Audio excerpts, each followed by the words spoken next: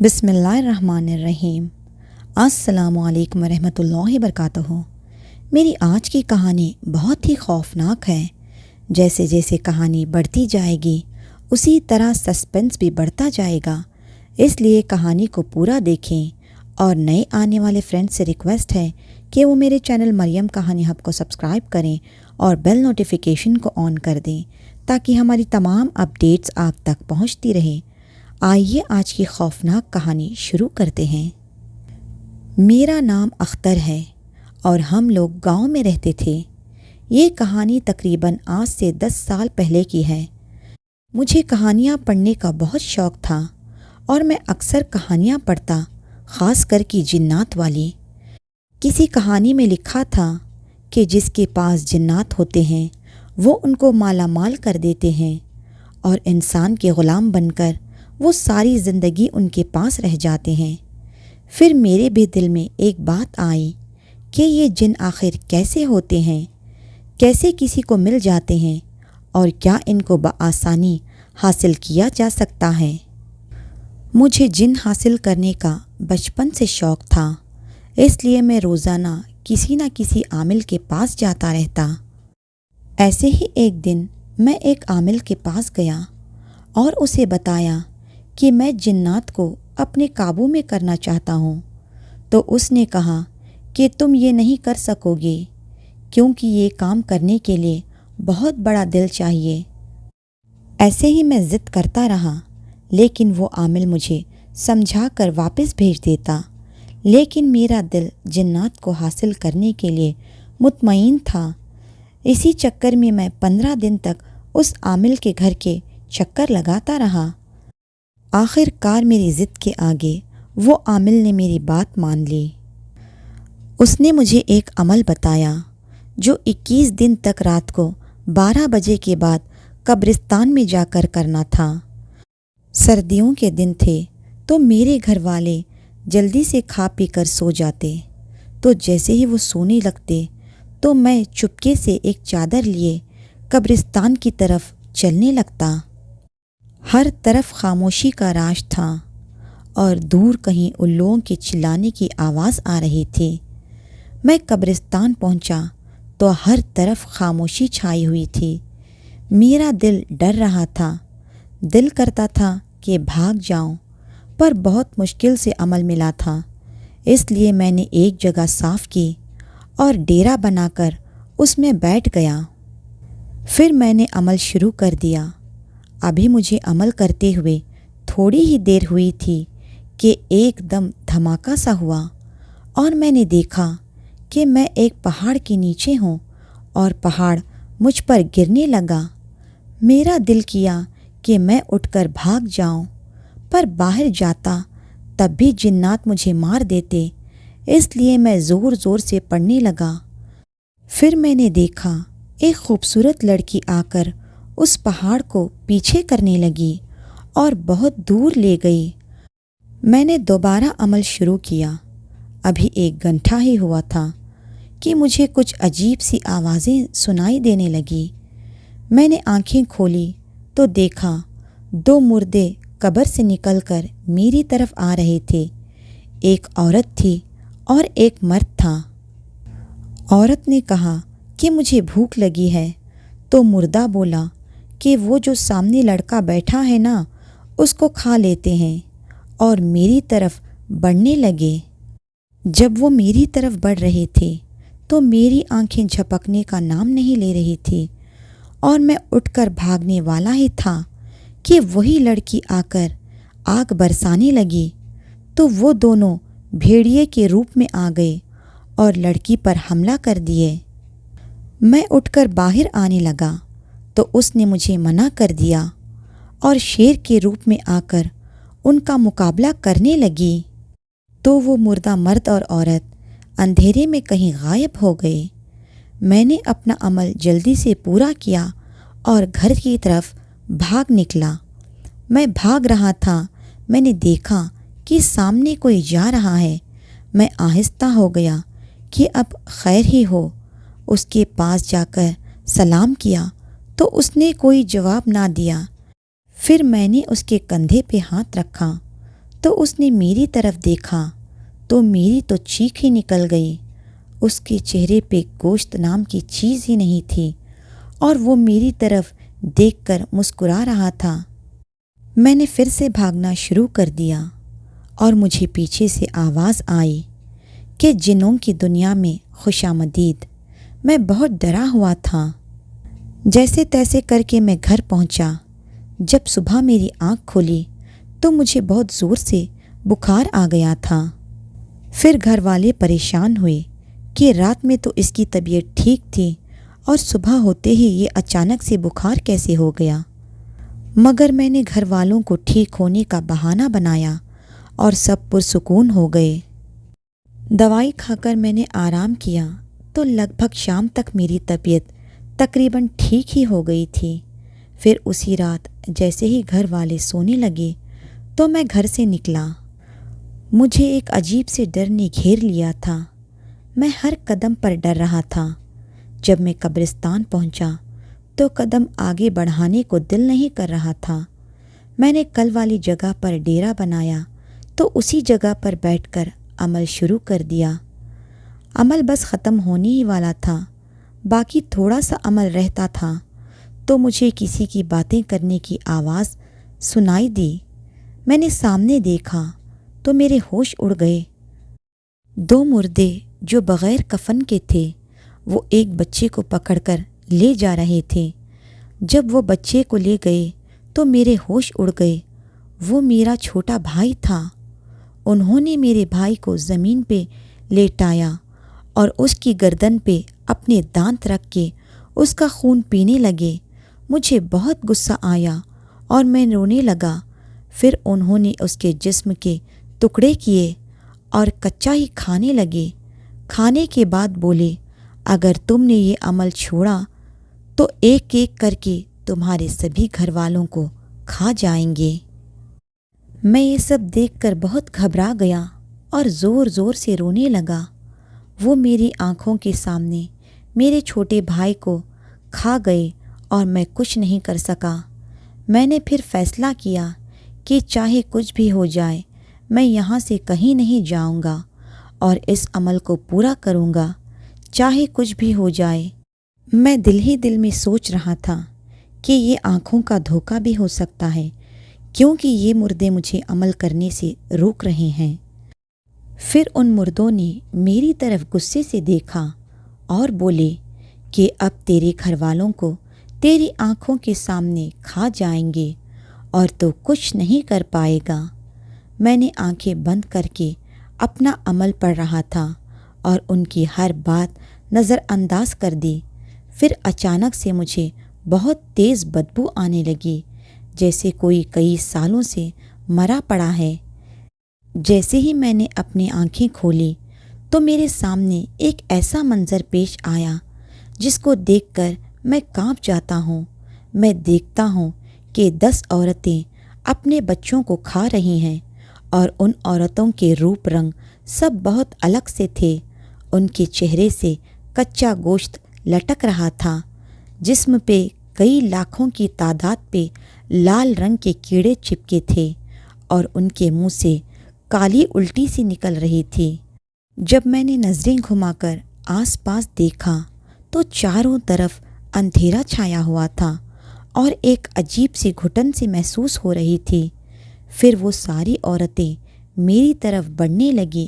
میں نے اپنی آنکھیں زور سے بند کر لی اور مجھ سے کچھ بھی بولا نہیں جا رہا تھا۔ میں ڈر گیا تھا۔ پھر اچانک سے وہی لڑکی میرے سامنے آ کر مجھے ان سے بچاتی ہے۔ میرے دیکھتے ہی دیکھتے وہ لڑکی ایک خونخوار بھالو میں بدل جاتی ہے اور سب کو چیر دیتی ہے۔ میں اپنی آنکھیں بند کر کے پھر سے عمل شروع کر دیتا ہوں اور جلدی جلدی پڑھ کے پورا عمل ختم ہو جاتا ہے۔ اس کے بعد جب میں آنکھیں کھولتا ہوں تو وہ لڑکی میرے سامنے ہوتی ہے اور مسکرا رہی ہوتی ہے اور کہتی ہے، تم نے میرا یہ روپ تو دیکھ لیا، اب میرا اصلی روپ بھی دیکھ لو۔ تو میرے پیچھے سے آواز آتی ہے چلانے کی کہ اس کا اصلی روپ مت دیکھنا، آنکھیں بند کر لو فوراً۔ جب میں پیچھے مڑتا ہوں تو وہی عامل صاحب ہوتے ہیں اور کہتے ہیں جلدی اپنی آنکھیں بند کر لو۔ میں اپنی آنکھیں بند کر لیتا ہوں۔ تھوڑی دیر کے بعد جب میں آنکھیں کھولتا ہوں تو میں دیکھتا ہوں کہ میں اپنے گھر کے باہر کھڑا ہوں اور مجھ سے 10 قدم کے فاصلے پہ وہ 2 مردے چل کر آ رہے ہیں اور کہتے ہیں کہ آج تیرے گھر میں سب مریں گے، کوئی نہیں بچے گا۔ میں بہت ڈر جاتا ہوں اور سوچتا ہوں کہ اب میں کیا کروں۔ پھر مجھے محسوس ہوا کہ کوئی میرے قریب آ کر میرے کان میں کچھ بول کر چلا گیا۔ اس نے یہ کہا کہ تم فکر مت کرو، تمہارا عمل پورا ہو گیا ہے، اب تمہارے پاس ان سب سے لڑنے کی طاقت ہے۔ میں جیسے ہی پیچھے مڑا تو وہاں کوئی نہیں ہوتا ہے۔ میں 4 قدم کے فاصلے پہ وہ مردے ہوتے ہیں۔ میں ہمت کرتا ہوں اور ان کے پاس اپنے قدم بڑھاتا ہوں۔ جیسے جیسے میرے قدم ان کی طرف بڑھتے ہیں اتنا وہ مجھ سے ڈر کے پیچھے ہوتے جاتے ہیں اور یہی کہتے ہیں کہ ہمارے پاس مت آؤ۔ پتہ نہیں میرے اندر ایسی کون سی طاقت آ جاتی ہے کہ وہ مجھ سے اتنا ڈرنے لگے ہیں۔ میں ان کو ڈرا کر بھگا دیتا ہوں اور واپس قبرستان پہنچا دیتا ہوں، اور جب میں قبرستان پہنچتا ہوں تو میں زور سے بولتا ہوں کہ کہاں ہے میرا چھوٹا بھائی، جب کہ وہ مر چکا ہوتا ہے۔ پر پھر بھی پتہ نہیں کیوں یہ بات اپنے آپ میرے منہ سے نکلتی ہے۔ تو وہ دونوں مردے کہتے ہیں کہ ہم تمہارے بھائی تک تمہیں پہنچا دیں گے، اس کے بعد تم ہمیں چھوڑ دو گے نا؟ میں کہتا ہوں چلو پہلے مجھے میرے بھائی کے پاس لے چلو، پہلے مجھے میرا بھائی چاہیے، پھر تم لوگوں کا میں بعد میں سوچوں گا۔ وہ ڈر کر بولتے ہیں کہ ہمارے پیچھے آؤ۔ میں ان کے پیچھے پیچھے جاتا ہوں تو وہ مجھے اپنے مردوں کی دنیا میں لے جاتے ہیں جہاں بہت سناٹا سا ہوتا ہے، ایک عجیب سی وحشت ہوتی ہے اور وہاں مردے ایک دوسرے کو کھا رہے ہوتے ہیں۔ اتنی عجیب اور ڈراؤنے چہرے تھے کہ ان مردوں کے اور سب مردے مجھ سے ڈر ڈر کے پیچھے ہوتے جاتے ہیں۔ میں بس پھر چلتے گیا۔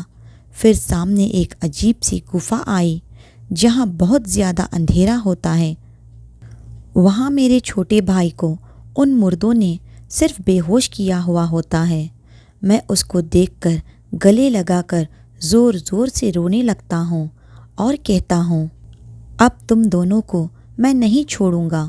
وہ دونوں مردے ڈرتے ہیں اور معافی مانگتے ہیں، پر میں اپنے بھائی اور ان 2 مردوں کو لے کر وہاں سے باہر نکل آتا ہوں اور قبرستان کی طرف جاتا ہوں۔ وہیں ان دونوں مردوں کو آگ لگا دیتا ہوں۔ وہ جلتے چیختے اور کہتے ہیں ہمیں چھوڑ دو، اور پھر وہ جلتے جلتے ایک دم سے غائب ہو جاتے ہیں۔ میں اپنے بھائی کو لے کر گھر چلا جاتا ہوں۔ پھر جب میں اپنے کمرے میں جا کر سونے لگتا ہوں تو میں خواب میں یہ دیکھتا ہوں کہ وہی لڑکی میرے خواب میں ہے اور مجھ سے کہتی ہے کہ اب تو وہ 2 مردے بھی میں نے مار دیے اور تمہارا چھوٹا بھائی بھی مل گیا۔ اب میں بس تم سے اس کے بدلے کچھ مانگنا چاہتی ہوں۔ میں کہتا ہوں کیا چاہتی ہو؟ تو وہ کہتی ہے کہ تم مجھے بہت پسند ہو اور میں تم سے شادی کرنا چاہتی ہوں، چلو میری دنیا میں میرے ساتھ۔ پھر ایک دم سے میری آنکھ کھل جاتی ہے۔ پھر میں اسی عامل کے پاس جاتا ہوں اور اس سے اپنے خواب کے بارے میں بتاتا ہوں، تو وہ مجھے دیکھ کر مجھ پر غصہ کرتا ہے اور کہتا ہے اب تم نے یہ عمل پورا کر کے اچھا نہیں کیا، اور تمہاری اتنی عمر بھی نہیں ہے کہ تم اس کو آرام سے اپنے قبضے میں کر سکو۔ تب میں ڈر کر کہتا ہوں کہ اب میں کیا کروں، کیسے اس جنات سے پیچھا چھڑواؤں؟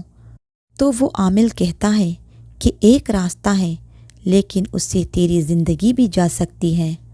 تو میں نے کہا کیا راستہ ہے؟ تو عامل نے کہا وہ مردے والی گفا اس جنات کا گھر ہے۔ اس دن وہ تم سے نہیں تمہارے پیچھے کھڑی ہوئی جن زادی سے ڈر رہے تھے، وہ وہاں کی رانی ہے۔ اب تمہارے پاس ایک ہی راستہ ہے کہ تم پھر اس گفا میں جاؤ۔ وہاں ایک شیشہ ہوگا جس پہ اس کی جان بستی ہے۔ تمہیں اس شیشے کو کسی بھی طرح جلانا ہوگا، اور یہ مت سوچو کہ یہ بہت آسان ہے، یہ بہت ہی مشکل کام ہے۔ تمہارے سامنے بہت سی مشکلیں بھی آئیں گی۔ میں ان مشکلوں سے بچنے کے لیے تمہیں ایک دعا بتا رہا ہوں۔ جیسے ہی مشکلیں تمہارے سامنے آئیں تو تم یہ دعا زور زور سے پڑھنا شروع کر دینا۔ وہ مشکل تمہارے لیے آسانی میں بدل جائے گی۔ تم پہلے اسی گفا پر یہ دعا پڑھتے ہوئے مٹی پھینکو گے، پھر تم اندر جانا، پھر اسی شیشے کو گفا کے اندر ہی جلا دینا۔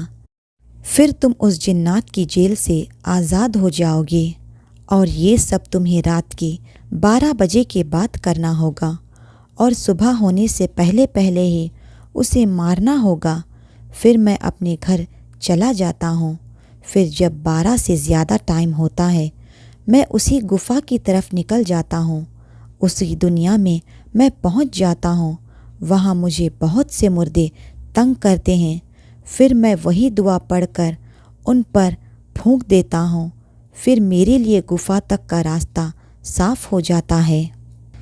پھر میں مٹی جیسے ہی ڈالنے لگتا ہوں، میرے پیچھے میری ماں کے رونے کی آواز آتی ہے، کہتی ہے کہ بیٹا مجھے بچا لو۔ لیکن مجھے اس عالم نے منع کیا ہوتا ہے کہ ان آوازوں پر غور مت کرنا اور اپنا کام پورا کرنا۔ میں جیسے ہی مٹی ڈالتا ہوں تو بہت تیز آواز میں جنات کی چلانے کی آواز آتی ہے اور کہتی ہے کہ تم نے میرے ساتھ اچھا نہیں کیا، اب میں تمہیں نہیں چھوڑوں گی۔ میں گفا کے اندر جیسے ہی جاتا ہوں وہاں ہزاروں شیشے ہوتے ہیں۔ پھر میری ہمت وہاں جواب دے دیتی ہے۔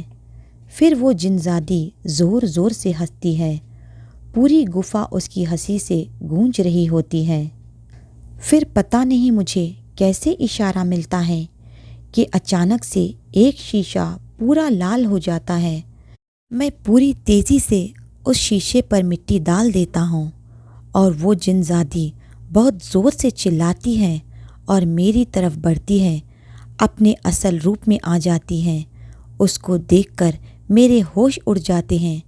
میں کانپنا شروع کر دیتا ہوں، لیکن کسی بھی طرح میں ہمت کر کے اس شیشے پر آگ لگا دیتا ہوں اور پوری تیزی سے اس کے سامنے سے نکل جاتا ہوں، اور وہ اپنی گفا میں چیختی چلاتی مر جاتی ہے۔ میری حالت بہت خراب ہو جاتی ہے۔ میں اپنے گھر کے باہر ہی بے ہوش ہو جاتا ہوں۔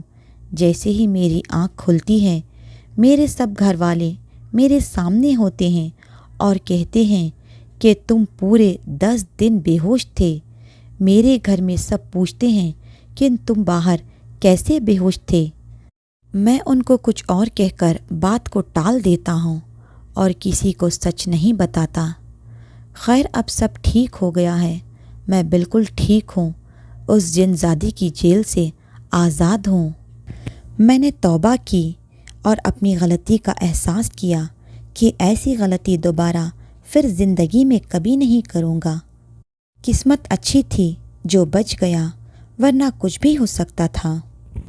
یہ کہانی سے ہمیں یہ سبق ملتا ہے کہ جنات، جنزادی یا ان کے بچوں کا ملنا آسان نہیں ہوتا۔